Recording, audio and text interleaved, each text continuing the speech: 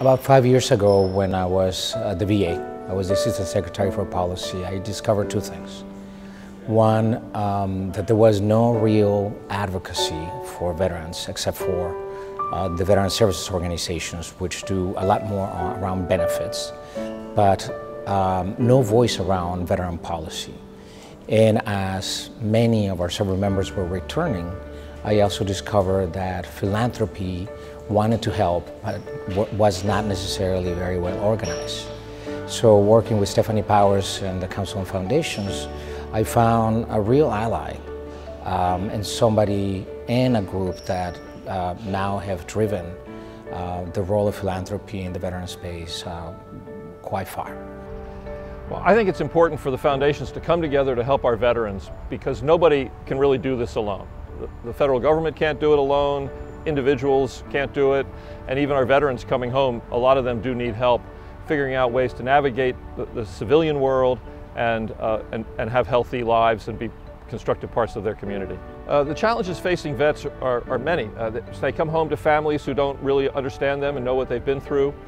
They haven't finished an education in many cases, so they want to get back in education, and a lot of them want jobs. I mean, they want to serve, they want to be part of their community and give back. And so coming home into this crazy world of civilian life after several years in the military is a real challenge. And so we need to help them all along the way where they need help: education, employment, family issues, some have legal issues. So there's a wide range of things we need to do to help them, including, of course, mental health, which has been the signature wound of this war. I think it's incredible to have all these leaders who are from the government, from the nonprofit organizations, from the private sector, working together. No question about it. If you want to have major breakthroughs, and I found this to be true over my 45 years in public service, then what you need to do is to bring down silos, break down barriers, really promote collaboration and coalition building, as well as, of course, leveraging resources and shining a light on success. What we're seeing right now in the veterans community, 80% of our veterans are coming back to doing great things. You know, things like post-traumatic growth is seen every day in small businesses and corporations. But there are far too many who are falling through the cracks. We have an ethic in the military that we leave no one behind. We all know the numbers. 22 veterans who commit suicide every day, homeless, unemployment. That's why it is so great to see the Council and so many organizations stepping up in this effort to help the veterans community and military families. The Philanthropy-Joining Forces Impact Pledge is extremely significant. It's tremendously significant in terms of the financial resources. A commitment of $276 million is a tremendous amount of resources.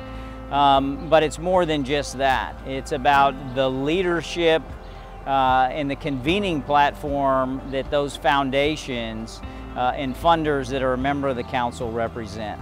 President and Mrs. Bush would like to extend their deep thanks and congratulations to the Council on Foundations and all of its members for this significant milestone and achievement over the past year. It's all about identifying the best places where philanthropic efforts can focus their resources to have impact, meaningful and measurable impact for veterans and military families. At the end of the day, it's all about making sure that we're working together, that we're identifying opportunities that make sense for our veteran and military family community, and that we're investing in those things that make sense. We can't do that if we don't come together to talk about those things. It's really important that foundations and corporations are coming together to learn from one another so that we're not reinventing the wheel and we're not working in silos, but we're leveraging each other's work for the best potential outcome. It's really important and significant that foundations and corporations are committing the pledged dollars to this effort.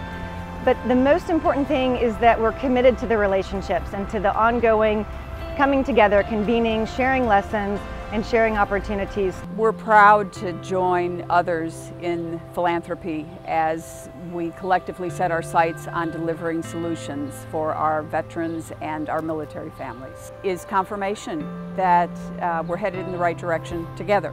What's significant about today's event is that it's more mature. The secret sauce of the Philanthropy-Joining Forces Impact Pledge, of anything that's really powerful, are the relationships that underlie it. The trust, the comfort, the ability to hear and share. And because we were bringing together sectors that don't always work together, in fact, rarely do, the government, foundations, nonprofits, the people themselves in the field.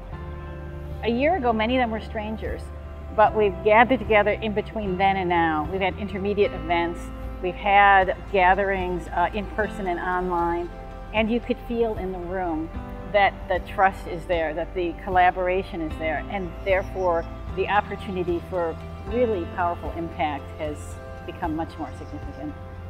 And I think philanthropy is an important part, as we heard today, of the solution. So I think government plays a very important role, but philanthropy plays that role of convening, bringing people together and looking for creative solutions, the ones that government just can't do or is not able to do, and philanthropy goes that last mile to end veterans' homelessness. How does government reach out to non-government, and how can we work together to best support those that have served, or those that are currently serving and those that have served? Today, what excited me the most was we took a difficult topic on like ending homelessness, and we saw the metrics. Homelessness now has been significantly reduced.